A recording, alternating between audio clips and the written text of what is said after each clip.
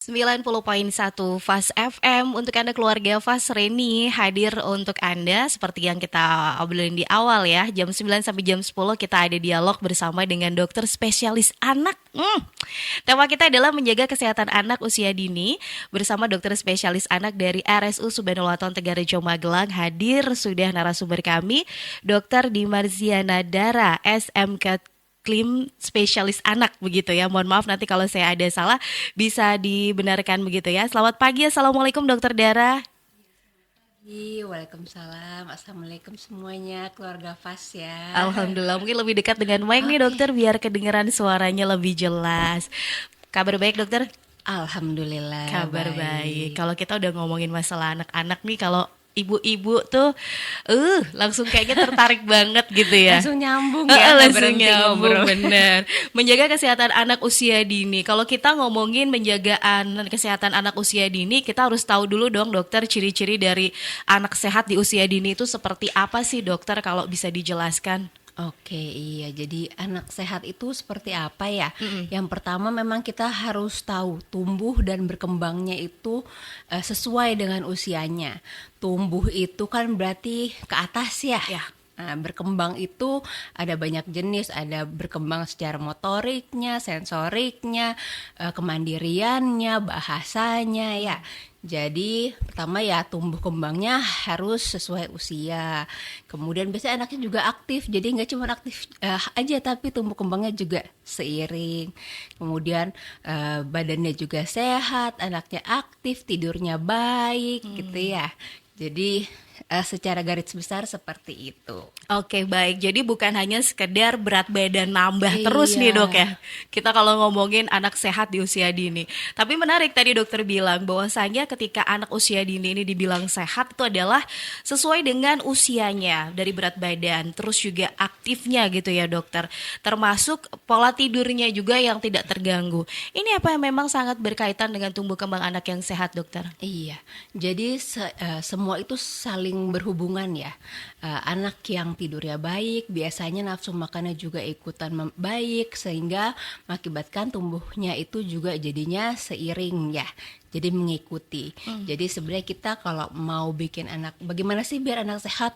Ya holistik ya, seluruhnya nggak cuman suruh makan gitu ya. Tapi ternyata jadwal tidurnya berantakan, anaknya BAB-nya juga nggak teratur gitu ya.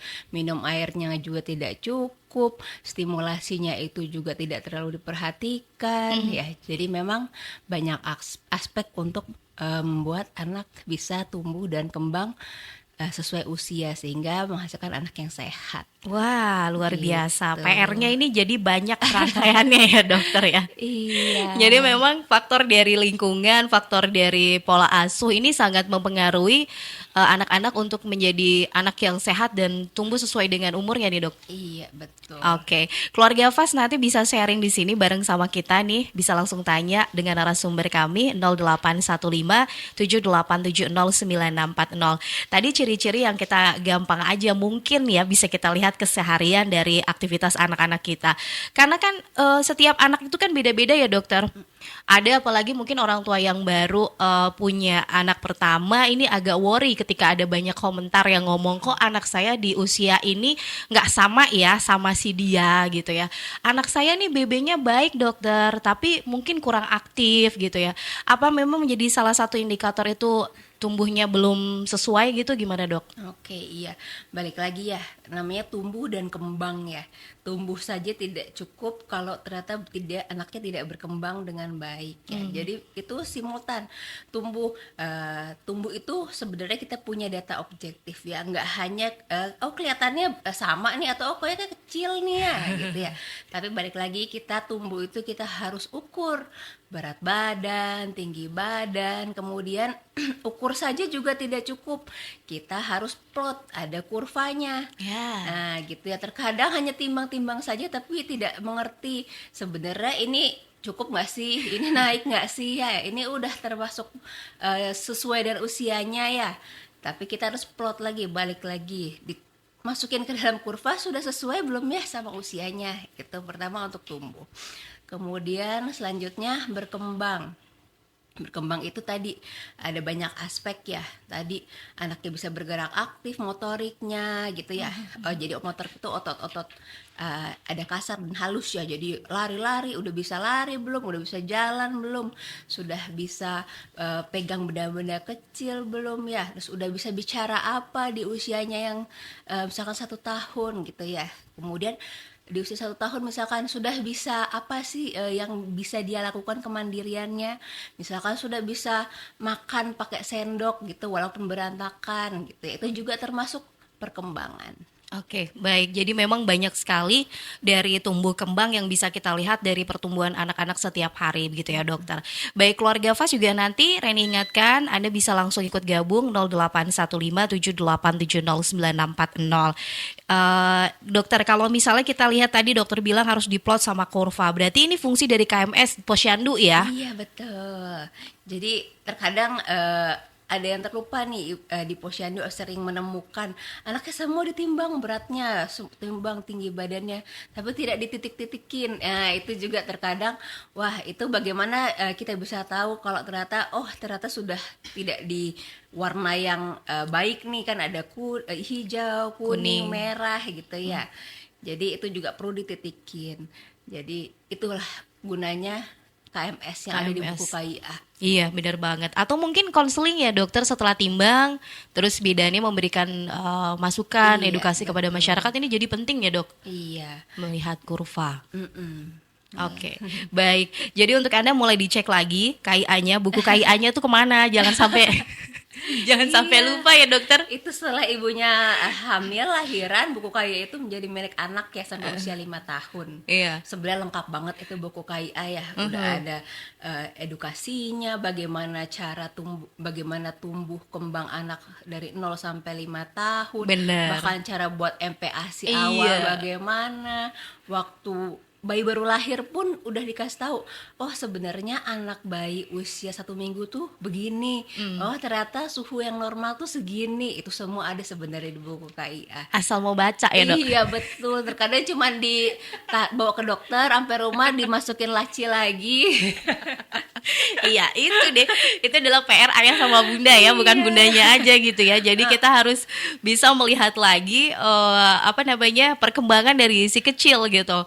Jadi jangan sampai bingung. Kayaknya sekarang mungkin banyak kan googling aja dok kalau kita ngomongin masalah persiapan melahirkan atau tumbuh kembang anak. Padahal di KMS itu lengkap luar biasa ya dokter. Iya, buku KIA tuh lengkap banget. di Jadi KIA. daripada bingung, aduh kata Instagram begini, katanya nenek begini gitu ya, kata eyangnya begini. Ya sebagai ibu dan ayah, apalagi ibu ayah dan baru ya, kita harus punya panduan sendiri ya. Paling nggak, oh pakemnya begini. Jadi ketika ada sumber lain yang bilang harusnya begini, kita udah bisa nyaring sendiri nih gitu ya. Oke deh. Ya ini juga kebetulan ada beberapa pertanyaan yang sudah masuk nih dokter di redaksi kami. Memang kalau udah ngomongin soal anak-anak cepet banget nih ya langsungan sinyalnya. Tapi Reni mau membahas dulu terkait tadi dokter di awal juga bilang tidur yang cukup, pola tidur anak yang baik gitu, nggak berantakan, ini sangat mempengaruhi tumbuh kembang anak-anak. Sebenarnya fungsi dari tidur yang baik bagi anak ini seperti apa sih dok? Dan juga baiknya itu anak-anak dalam satu hari itu berapa jam dok? Oke, iya. Jadi balik lagi, setiap anak itu tiap usia berbeda-beda ya jamnya. Bayi baru lahir hampir sebagian besar waktunya itu tidur ya. Bahkan 18 jam itu dia hampir 18 sampai 20 jam hampir sebagian besar tidur. Sisanya nyusu, main sebentar, netek tidur lagi gitu ya. Terus seiring bertambahnya usia, dia lama-lama mungkin di atas 2 tahun mulai berkurang ya. Jadi 12 jam sampai 14 jam. Itu terbagi ya, ada tidur siang. Terkadang di bawah 2 tahun tidurnya masih 2 kali tuh tidur siangnya ya. Iya. Tidur pagi sama tidur siang, kemudian lanjut tidur malam. Kemudian di atas 2 tahun terkadang bisa 2 atau 1 kali tidur siangnya dilanjut tidur malam. Terkadang di atas 5 tahun ada anak-anak yang kalau tidur malamnya sudah panjang, sudah sampai 8-10 jam, mungkin kadang-kadang ada yang skip tidur siangnya. Yaitu nanti depend on anaknya ya. Iya. gitu. Kenapa tidur itu harus cukup? Karena pertama ketika anak tidur itu metabolismenya lagi optimal-optimalnya, justru metabolisme terjadi pada saat anak tidur. Kemudian tidur malam itu, kenapa anak tidak boleh tidur terlalu malam? Karena ternyata di malam hari itu keluar hormon-hormon pertumbuhan atau growth hormone kita bilang, yang akan keluar di sekitar jam 10 sampai jam 1 pagi. Jadi diharapkan anak-anak itu harus sudah tidur di jam segitu, tidur yang dalam. Nah, tidur dalam itu baru bisa terbentuk kalau anak sudah tidur sekitar 1-2 jam, itu sudah tidur, dia baru akan masuk ke dalam tidur dalam. Sehingga growth hormonnya atau hormon pertumbuhannya, melatonin semua keluar. Itu disitulah yang kita tuju. Kenapa ada yang anaknya begadang gitu ya, baru tidur jam 11-12, bangun jam 8 pagi, biasanya amburadul tuh, makannya juga jadinya mundur, semuanya mundur, anaknya biasanya lebih hiperaktif ya, agak tantrum gitu. Jadi semua itu makanya berkesinambungan ya, jadi berhubungan gitu. Jadi itulah gunanya jam tidur yang teratur juga. Nah, jadi itu juga pola yang kita buat sebenarnya ya dokter, betul. ya. Berarti memang bukan asal-asalan ketika ada penelitian mengungkap bahwa pola tidur ini atau tidur yang cukup dan nyenyak bagi anak ini sangat mempengaruhi tumbuh kembangnya kelak. Ini juga nanti akan berpengaruh ketika dia masuk usia sekolah juga ya dokter ya. Iya betul. Jadi dia bangunnya sudah kita bentuk dari awal ya. Jadi mungkin ada yang dimarahin gara-gara aduh tidurnya tengah malam, padahal sebenarnya dari awal kita tidak mengajarkan untuk dia tidur secara teratur ya. Ya, itu semua itu kita bentuk sebenarnya ya. Anak-anak itu memang mempunyai sifat awal, karakteristik awal, tapi semua itu harus dibentuk dari lingkungan pertama, yaitu lingkungan rumah. Ya. Gitu ya. Ayah sama bunda, bapak ibunya juga jangan begadang ya dok. Iya betul, mau pura-pura tidur dulu nggak apa-apa, asalkan nanti bangun tapi jangan berisik. Gitu. Terkadang masih berisik-berisik, jadi tidur anak juga tidak berkualitas, tidak terganggu gitu. Oke, baik, kita break dulu dokter dan kasih juga waktu informasi yang mau lewat, dan Anda juga keluarga Fas yang mau ikut gabung mungkin sembari mikir nih mau nanya apa. Kadang kalau udah ketemu sama dokter bingung mau nanyanya ya. Padahal sebelum-sebelumnya pertanyaan udah banyak banget nih dokter. Iya, terkadang ada yang nyatet. Gitu ya. Gak lupa. Bener. Oke deh, setelah ini Anda keluarga Fas bisa kirimkan pertanyaannya di 081578709640. Mau phone live langsung ngomong sama dokter Dara boleh juga. Reni tunggu, sesaat lagi kita akan kembali lagi.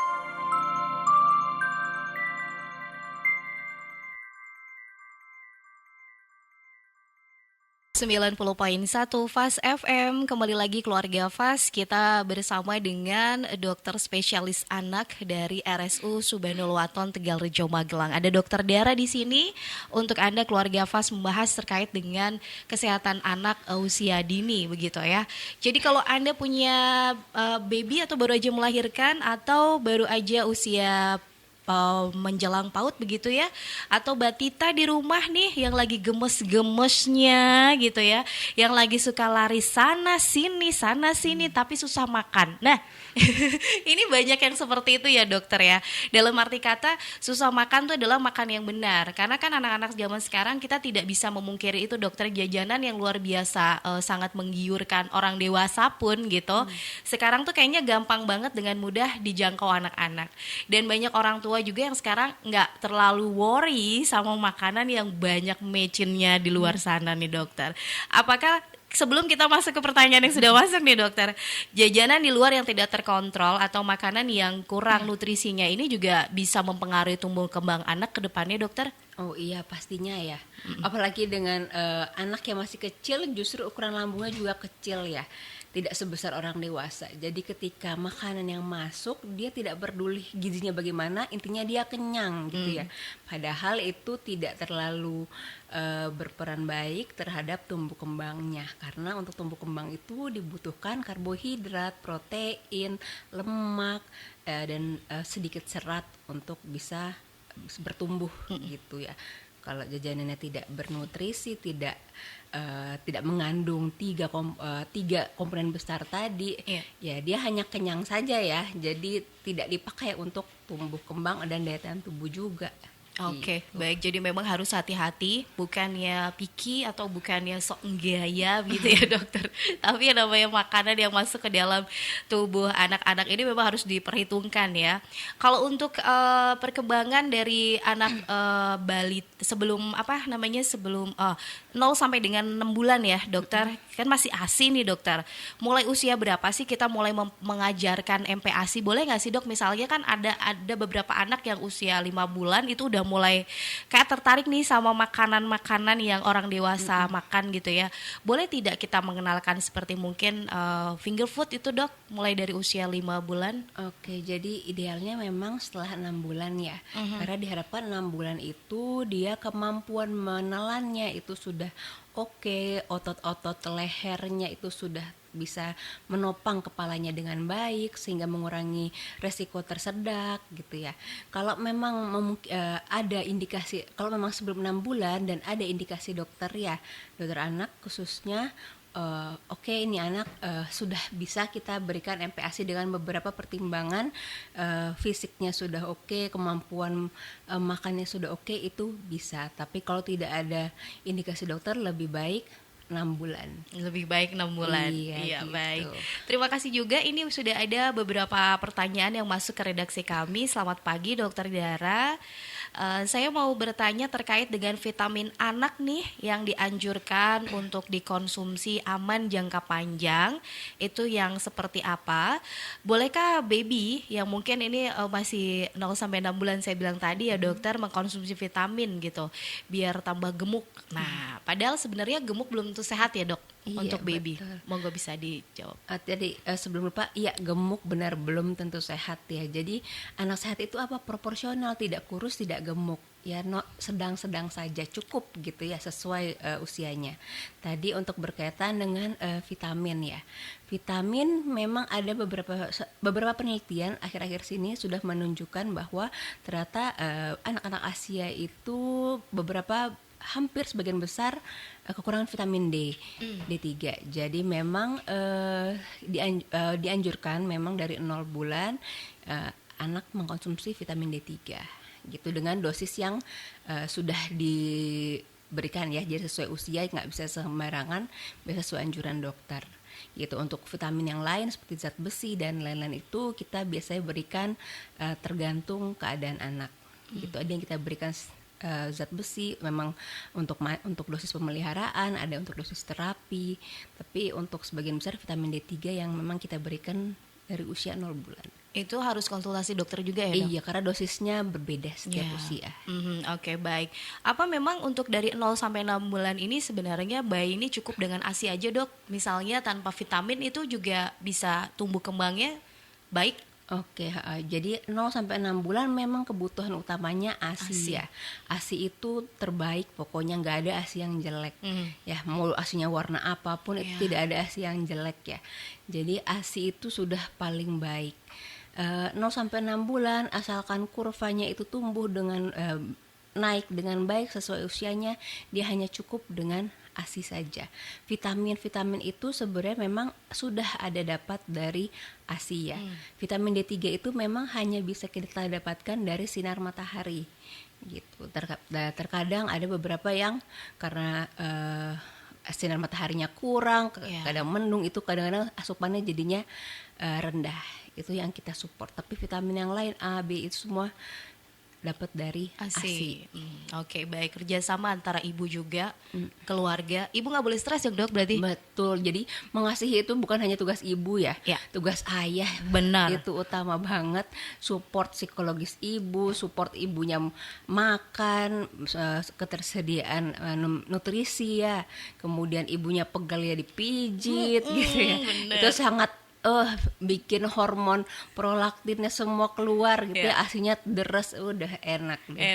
Jadi ibu jangan cuman ibunya netein bangun malam, ayahnya tidur gitu ya. Udah kadang-kadang bikin stres, tambah seret lagi asinya nanti gitu. Mau di support pakai daun katuk, pakai apa, kalau stresornya nggak bisa dihilangin ya itu susah juga ya dok. Iya betul.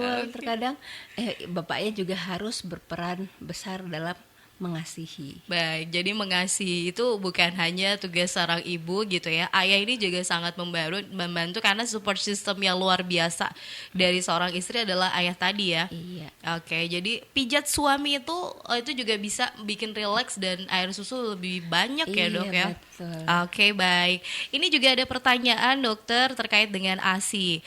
Saya kalau kurang makan sayur nih, Mbak Reni, ASINya tuh kayak kelihatan encer gitu ya. Pernah juga beberapa baca artikel ASI yang kental dan berlemak ini bisa ditunjang dengan makan makanan yang berprotein gitu ya. Ibunya, baik. Lalu juga ini ada pertanyaan, selamat pagi dokter, saya mau tanya penyebab baby terlihat kuning. Dan itu biasanya sampai berapa minggu sih sebenarnya pasca kelahiran biar kuningnya itu hilang atau normal kembali, dari Mbak Anti di Magelang.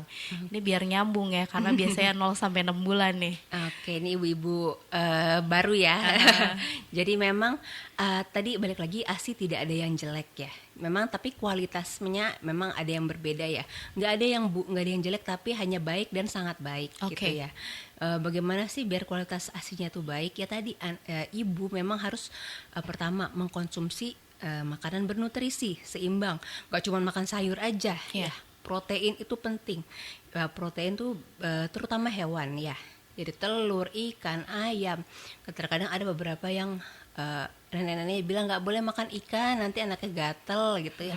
Padahal ikan itu bagus padahal ya untuk meningkatkan kualitas ASI. Apalagi ibu-ibu yang post operasi misalkan ya, Iya. lahirannya secara sesar, justru membutuhkan protein yang tinggi untuk membantu luka operasinya cepat sembuh gitu ya.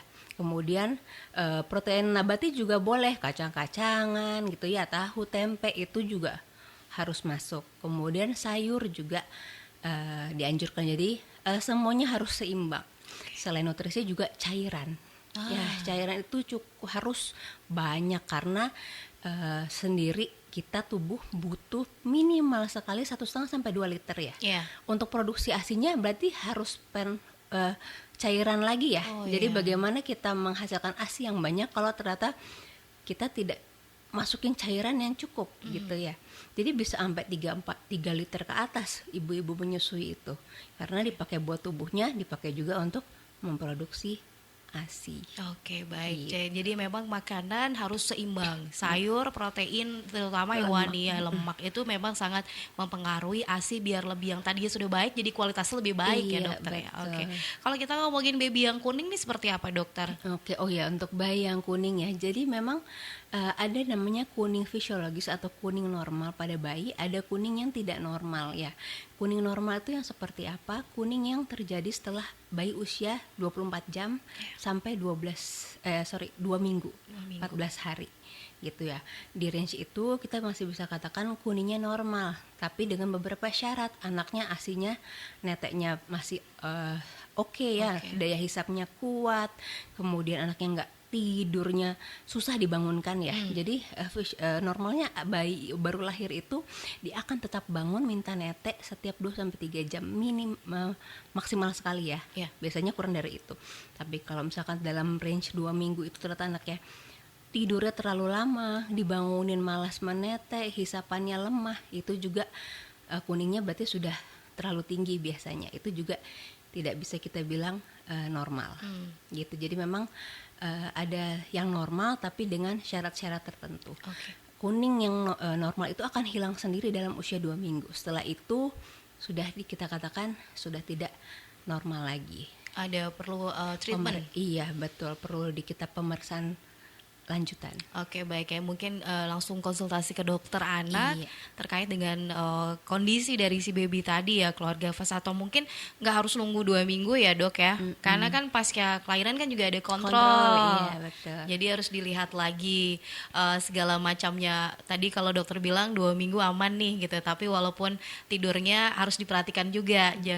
Jangan kelamaan tidur juga, walaupun Iya. tadi dokter bilang 18 sampai 20 jam kan tidurnya Iya, bayi. Iya betul. Terbagi tapi Terbagi kan, ya, enggak gitu juga bingung dong kalau 18 jam langsung kan. Iya, jadi biasanya kan dia bangun, netek sebentar, tidur lagi 1-2 jam, bangun paling nggak 1 jam untuk nangis netek lagi, tidur lagi gitu. Oke, baik. Dan ini ada juga pertanyaan kembali lagi tentang pola tidur nih dokter.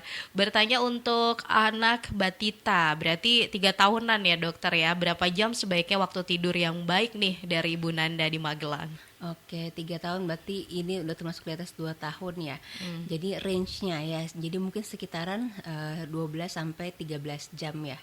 Itu terbagi juga ya. Terkadang anak 3 tahun masih harus tidur siang. Iya. Gitu ya. Jadi nggak tidur malamnya tetap startnya kita anjurkan adalah jam 9 paling tidak anak sudah masuk kamar. Oke. Gitu. Tidur siangnya cukup 1-2 jam gitu cukup. Cukup ya.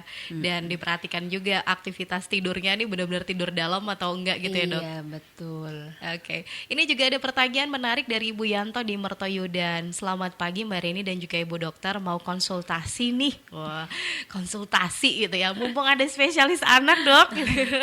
Anak kedua dan ketiga saya ini hampir berdekatan, hanya terpaut 1 tahun nih. Masnya 5 tahun, adiknya cewek 4 tahun dokter. Kelihatan seperti anak kembar, sama-sama aktif dan usil. Pola makannya juga sama-sama tidak banyak dan tidak sedikit, cukup gitu ya mungkin dokter. Tapi kenapa kok masnya badannya kurus tidak segemuk adiknya ya? Padahal porsi makan dan minumnya tetap kami penuhi sesuai dengan kebutuhan usianya. Ada yang salah kah dok? Gitu. Terima kasih. Dari Bu Yanta di Mertayudan. Oke, baik lagi ini kita nggak bisa nilai dari luar ya. Tadi balik lagi harus kita betul timbang berat badannya berapa. Terkadang massa otot dengan massa lemak itu kan berbeda ya. Massa otot tampak kecil tapi dia berat ya. Massa lemak itu dia besar tapi ringan. Jadi benar-benar kita harus timbang, diukur, kemudian diplot sesuai usianya. Baru bisa kita katakan ini normal atau tidak gitu ya. Jadi nggak bisa dibilang nih ini sebenarnya udah cukup gitu atau enggak kok nggak apa-apa, memang kalau laki-laki seperti itu nggak bisa kita bilang kayak gitu juga ya. Balik lagi kurva laki-laki dan perempuan itu memang ada berbeda ya.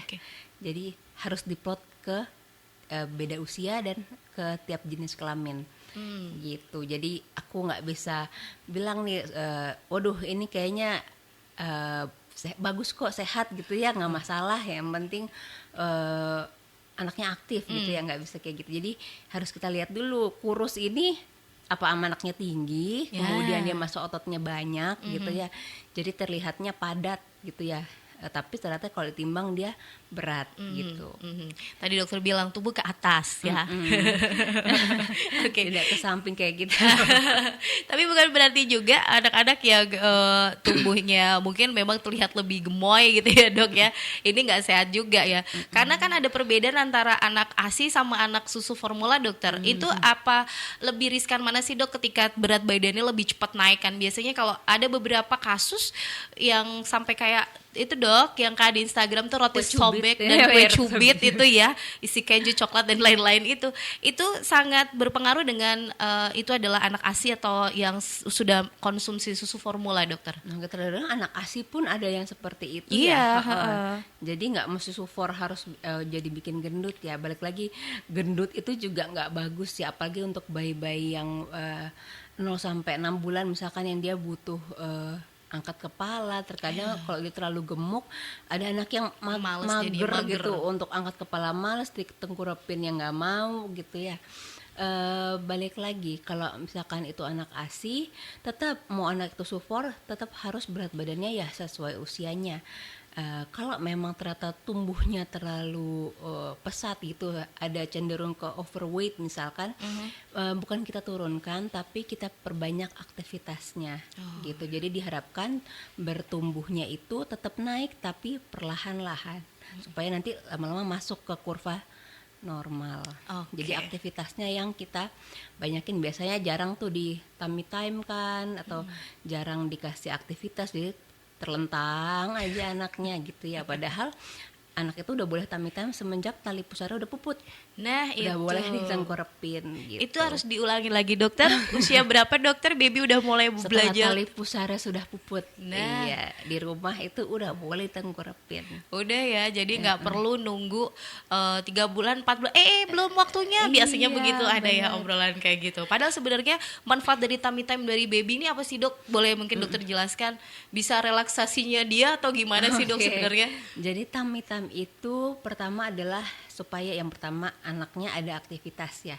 Kemudian dia melatih otot-otot dari leher, kemudian otot-otot dari badannya ya, punggung, supaya apa nanti di usia 3 bulan dia udah bisa tuh angkat kepala, di usia 6 bulan dia udah bisa duduk dengan sanggahan gitu ya.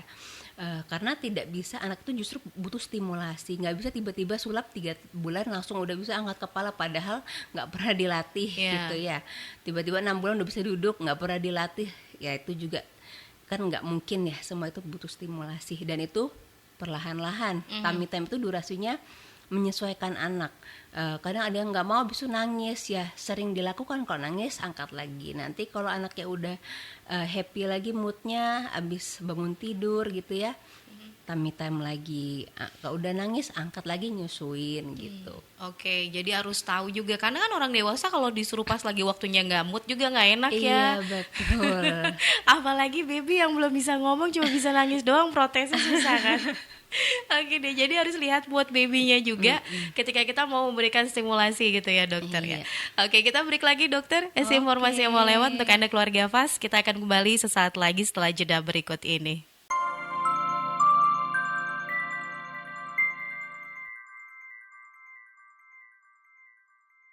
90.1 Fas FM untuk Anda keluarga Fas. Kembali kita bersama dengan Dokter Dara, tetap dengan menjaga kesehatan anak usia dini dari RSU Subhanul Waton Tegalrejo Magelang. Dan ini juga ada beberapa pertanyaan, langsung dikebut pertanyaannya karena waktunya udah tinggal 10 menit ya dokter. Gak kerasa. Besok ada part 2, part 3 ya dok. Oke deh. Ini ada pertanyaan dokter. Anak saya umur 7 bulan tapi belum mau untuk mencoba susu formula. Udah dicoba macam-macam merek tapi belum mau. Lalu usia berapa dokter untuk mengenalkan anak menggunakan sendok biar nanti pas MPASI lancar dokter. Lalu juga ini ada pertanyaan, nanti bisa dibahas sekalian dokter, terkait dengan konsumsi obat cacing pada anak, sebenarnya itu boleh dikonsumsi tanpa konsultasi dokter atau tidak ya? Terima kasih. Monggo satu persatu dokter Dara. Ya. Jadi yang pertama tadi usia 7 bulan nggak mau susu formula ya. Iya. Oke, jadi berarti pertanyaannya kenapa dikasih susu formula gitu ya. Jadi biasanya anak yang nggak susu formula kan ASI ya awalnya. Jadi ya rasanya saja sudah berbeda ya. Biasanya anak-anak ASI, apalagi yang full ASI 0-6 bulan, ketika dikasih susu for dia akan menolak karena rasanya kekentalannya beda, rasanya berbeda ya. Dan balik lagi ya diusahakan sih kalau memang nggak mau, memang setelah 6 bulan itu proporsinya akan menurun ya ASI itu. Jadi kalau ibu merasa ASInya sedikit itu normal banget karena 30% ASI ibu itu sudah akan diganti oleh makan. Gitu ya. Jadi kalau ASInya sedikit agak menurun 30%, sepertiganya itu ya nggak apa-apa, emang begitu ya. Jadi tetap kasih ASI, pasti sebelumnya mungkin dia ASI ya. Jadi 30% makan, nggak usah ditempel sama susu ya, atau susu formula. Jadi usahakan ya ASINya, walaupun memang ibu rasa takutnya nggak cukup. Nah, isinya apa? Makan. Gitu ya. Jadi nanti di usia 9 bulan ke atas biasanya proporsinya akan turun lagi tuh ASINya, 50% aja, setengahnya. Setengah makan, setengah ASI. Kemudian nanti di atas setahun kebalikan, 30% ASI, 70% makan. Di atas 2 tahun udah nggak perlu susu. Ya makan aja. Gitu. Susu itu hanya sebagai variasi protein hewan. Layaknya protein hewan itu berarti kan telur, ayam, kemudian susu ya. Jadi atas 2 tahun nggak usah lah, kalau emang anaknya makan ya udah, nggak mau susu ya makan aja gitu. Susu sekali 2 kali ya it's okay, nggak apa-apa. Jadi sebenarnya ketika usia 2 tahun tidak begitu penting ketika memang pola makannya baik ya dokter? Iya, makan aja. Jadi biasanya kalau anak makannya oke, dia memang ya nggak perlu susu. Karena nutrisi susu itu sudah dia dapatkan dari variasi protein hewan lainnya. Gitu. Boleh susu, bukannya nggak butuh ya, tapi tetap boleh sebagai variasi Sebagai protein. Jadi ya kalau hari ini mau minum susu ya nggak apa-apa, anggaplah itu protein hewani. hewannya dia, turunan dari susu ya. Mhm. Atau dia maunya telur ya nggak masalah juga, nggak mesti harus ayo minum susu gitu ya. Oke, baik. Jadi ibu nggak perlu stres ketika anak tidak suka susu formula. Iya, Malah jadi yang lebih makan aja. alami ya dokter ya. Iya betul. Yang penting kecukupan protein hewani anak ini bisa di setiap hari bisa diatur gitu ya dokter ya polanya. Jadi mulai mengajarkan anak lebih suka makan sehat ya dokter. Iya betul, makanan-makanan rumah gitu ya, itu udah paling sehat lah, Sehat. murah. Jadi kadang-kadang tuh suka miris kalau ngeliat ibu-ibu mencuri susu formula dari supermarket, kan banyak ya itu ya. Iya. Padahal anaknya udah besar, ya, itu kadang-kadang mindsetnya anak harus minum susu gitu ya. Padahal kalau udah di atas 2 tahun ya susu udah nggak perlu, beliin aja telur, beliin ikan lele gitu ya. Maksudnya nggak mesti ikan salmon kok, Ya, ikan lele, ikan bener. kembung itu udah bagus juga. Iya, baik. Jadi memang nggak usah terlalu yang terlihat jauh gitu ya dokter ya. Tapi yang di sedekat kita ini udah banyak banget protein hewani yang bisa menunjang dari kebutuhan si kecil. Ikan-ikanan yang gampang kita temuin di pasar nih keluarga Fas itu ternyata juga nilai proteinnya luar biasa. Tadi dokter bilang ada lele, terus apa ikan kembung, ikan ya. patin, pokoknya ya ikan segar lah ya. Mhm. Jangan ikan yang pindang gitu yang Iya. diasinkan, kalau bisa sih Yang itu, segar ya, dokter, ya? harus yang segar. Oke, baik. Kalau misalnya tadi nih ngomongin obat cacing, dokter, itu apakah harus dikonsumsi konsultasi dokter atau usia berapa ya dok boleh aman minum obat cacing nih? Oke, sebenarnya untuk obat cacing sendiri itu sudah masuk program posyandu ya. Jadi biasanya akan rutin diberikan di atas anak usia 1 tahun. Gitu ya. Jadi 1 sampai 2 tahun biasanya dapat setengah tablet kalau udah waktunya ya. Mhm. Nah, jadi setahun 2 kali. Oke, Gitu. setahun Jadi 2 kali. diberikan biasanya di posyandu. Oke. Jadi sering ibu-ibu itu rajin-rajinlah datang ke posyandu setiap timbang itu nanti ada bulannya pemberian obat cacing, biasanya barengan juga dengan vitamin A gitu. Oke. Jadi tetap harus ada konsul dokter. Nggak mesti harus dokter ya. Boleh di posyandu, Posyandu. ya ibu-ibu kader, ibu-ibu Oh, ya, bidan kader. itu udah ada programnya. Iya. Gitu. Tapi kalau emang nggak dapat ya memang harus karena dosisnya beda. Oke, baik. Gitu ya. Di atas Setelah 2 tahun, di bawah 2 tahun itu dosisnya. beda. Di bawah 2 tahun, di atas 2 tahun beda dosisnya. Jadi memang ketika posyandu datang konsultasi ya, konseling misalnya anak juga kurang nafsu makan begitu ya. Tapi itu kan itu adalah program ya, Dok ya. Yang memang diberikan kepada anak-anak untuk menunjang tumbuh kembang ya, Dok. Iya betul. Jadi udah program pemerintah. Jadi kalau misalnya posyandu ditanyain kapan sih pemberian obat cacing sama vitamin A, biasanya itu bulan Februari Agustus kalau nggak salah ya. After itu dok misalnya usia 5 tahun atau usia masuk sekolah dasar nih dokter boleh nggak sih sebenarnya kalau kita minum obat cacing yang beli di apotik begitu tanpa konsultasi? Kalau nggak ada indikasi sih nggak usah ya kalau udah di atas 5 tahun ya Oke. gitu. Kalau tidak ada indikasi dok. Iya betul. Oke baik jadi memang tidak boleh asal juga gitu ya. Kan itu ada tulisannya setiap 6 bulan sekali dokter suruh minum obat cacing gimana dong dok? Iya itu ya namanya program pemerintah biasanya bulan Februari sama Agustus. Iya. Jadi coba datengin puskesmas atau posyandu itu gratis soalnya dapetnya ya. Dan masing-masing itu berbeda ya dosisnya 2 tahun ke bawah biasanya setengah atau ya pokoknya adalah dosisnya ya. Jadi memang 6 bulan sekali. Jadi Oke. Februari sama Agustus biasanya. Jadi memang Gitu. itu adalah program pemerintah untuk menunjang kesehatan dari si kecil tumbuh kembangnya biar nggak diganggu sama Kalau si daripada cacing. bingung ya datang ke dokter nanti kita resepkan gitu. Bener, ya oke. Terakhir nih dokter karena waktunya tinggal beberapa menit dokter, apa yang dilakukan orang tua untuk bisa meningkatkan tumbuh kembang anak selain menjaga asupan nutrisi tadi dok? Oke, tumbuh kembang ya tadi berlagi nutrisi itu buat bertumbuh. Ya tadi balik lagi pola tidur. Menyediakan nutrisinya itu harus yang baik ya. Isinya ada karbohidrat, protein, lemak. Karbohidrat itu nggak cuma nasi. Ada yang anak nggak mau nasi, boleh pakai kentang, boleh pakai makaroni, boleh pakai mie telur gitu ya. Kemudian protein, ya protein hewan dan nabat dan tumbuhan. Kemudian lemak itu untuk menunjang tumbuhnya dengan baik. Kembangnya apa? Stimulasi sesuai usia. Jadi anak kalau bisa di bawah 2 tahun jangan dikasih gadget gitu ya. ajak ngobrol, ajak main, jalan-jalan ke keluar rumah gitu ya, melihat sekeliling itu juga termasuk stimulasi ya, mengenalkan alam itu juga termasuk stimulasi. Jadi jangan handphone biar anaknya gampang diem gitu ya. Padahal itu kadang-kadang membuat anak ternyata tumbuh bahasanya Kurang ya dok. menurun Menurun. gitu.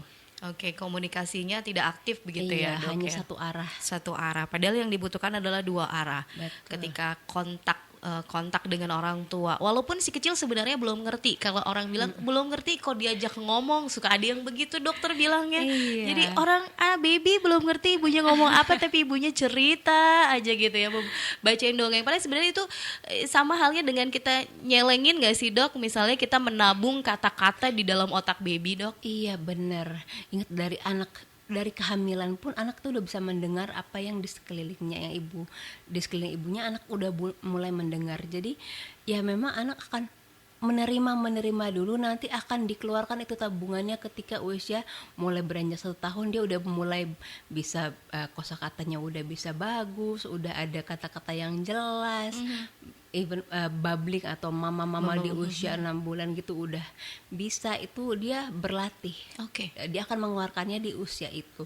Jadi ajak kontak mata, bicara, itu penting banget. Dari mulai di kandungan pun udah boleh diajak bicara. Oke, Gitu. ya. Jadi jangan sampai kita males untuk ngobrol sama si kecil ya, keluarga Fas. Walaupun memang usia dari 0 sampai mungkin 3 bulan ya, memang mereka cuma bisa ketawa gitu ya, kontak mata sama kita, senyumnya itu sebenarnya adalah respon dia ketika kita berbicara ya dokter. Iya betul, komunikasi dia itu nangis, senyum, ketawa, tidur, udah gitu. Nanti lama-lama berkembang. Iya baik, tetap semangat pokoknya untuk kaum ibu yang saat ini lagi mempersiapkan kehamilannya atau yang baru saja melahirkan, sekarang lagi punya momongan usia 0 sampai 6 bulan atau yang mau jelang MPASI, tetap semangat ya. Pokoknya informasi-informasi baik dan juga edukatif seperti ini memang harus kita aplikasikan dalam kehidupan dan juga tumbuh kembang si kecil biar sesuai seperti dokter Dara tadi bilang, sesuai usianya, perkembangan dan tumbuhnya juga sesuai begitu ya dokter. Iya. Terima kasih dokter Dara atas waktu dan ilmunya, Oke, manfaat sama-sama. sekali. Semoga Sehat-sehat bermanfaat. dokter.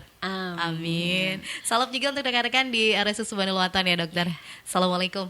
Waalaikumsalam warahmatullahi wabarakatuh. Baik, demikian tadi Keluarga Fas, dialog kita bersama dengan dokter spesialis anak dari RSU Subhanul Watan Tegarrejo Magelang. Terima kasih buat Anda yang sudah ikut bergabung, bertanya langsung di 081578709640. Kalau misalnya ini tadi pertanyaan atau dialognya belum lengkap ya, jangan lupa nih langsung cek saja YouTube-nya Fas FM Magelang, nanti bisa disimak lagi dari siaran ulang ya, dialog kami. Ada beberapa nanti yang dicuplik-cuplik yang itu adalah penting banget ya buat kita, buat buat agenda atau mungkin list daftar to do yang harus kita jalankan sebagai orang tua.